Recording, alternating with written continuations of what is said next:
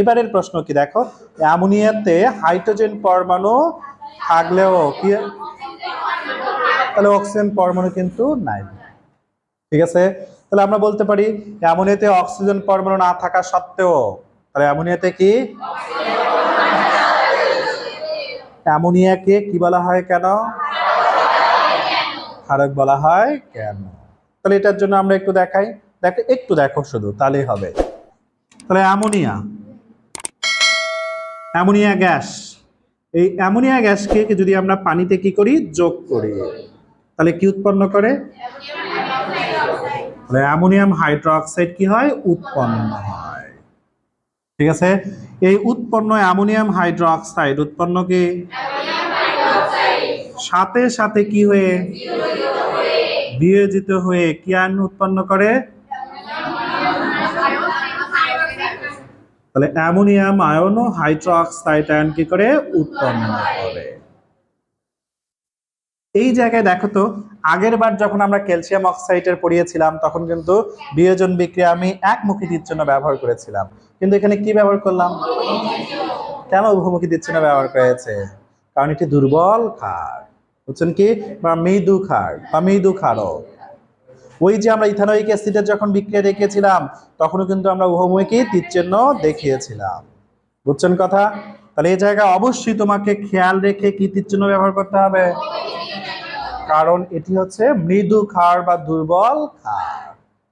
ঠিক আছে, তাহলে এইটার জন্য দেখো আমরা কিভাবে লিখবো। প্রশ্ন তাহলে আমাদের ছিল যে অ্যামোনিয়াতে অক্সিজেন পরমাণু না থাকা সত্ত্বেও একে ক্ষারক বলা হয় কেন।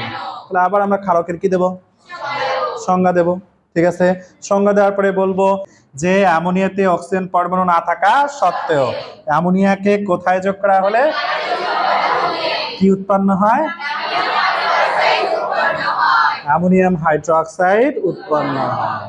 এই উৎপন্ন অ্যামোনিয়াম হাইড্রোক্সাইড সাথে সাথে বিয়োজিত হয়ে অ্যামোনিয়াম আয়ন ও হাইড্রোক্সাইড আয়ন উৎপন্ন করে, যা লাল লিটমাস পেপারকে, এটি কি স্বাদযুক্ত হয়, কার সাথে বিক্রিয়া করে,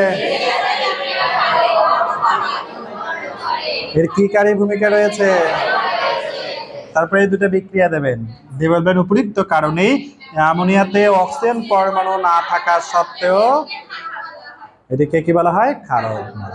আমি একবার, তাহলে প্রথমে ক্ষারক কাকে বলে তার সংজ্ঞা দেওয়ার পরে আমরা প্রশ্ন যেটা দেওয়া থাকবে সেটি লিখে ফেলবো যে অ্যামোনিয়াতে অক্সিজেন পরমাণু না থাকা সত্ত্বেও অ্যামোনিয়াকে পানিতে যোগ করা হলে অ্যামোনিয়াম হাইড্রোক্সাইড উৎপন্ন হয়। এই উৎপন্ন অ্যামোনিয়াম হাইড্রোক্সাইড সাথে সাথে বিয়োজিত হয়ে অ্যামোনিয়াম আয়ন ও হাইড্রোক্সাইড আয়ন উৎপন্ন করে। এক্ষেত্রে আমাকে উভমুখী তীর-চিহ্ন ব্যবহার করতে হবে, কারণ এই জায়গায় এটি দুর্বল ক্ষারক বা মৃদু ক্ষারক হওয়ার কারণে। তারপরে বলবো যা লাল লিটমাস পেপারকে নীল লিটমাস পেপারে পরিণত করে এবং এটি কটু স্বাদযুক্ত হয়। এটি অ্যাসিডের সাথে বিক্রিয়া করে লবণ ও পানি উৎপন্ন করে, এটির ক্ষয়কারী ভূমিকাও রয়েছে।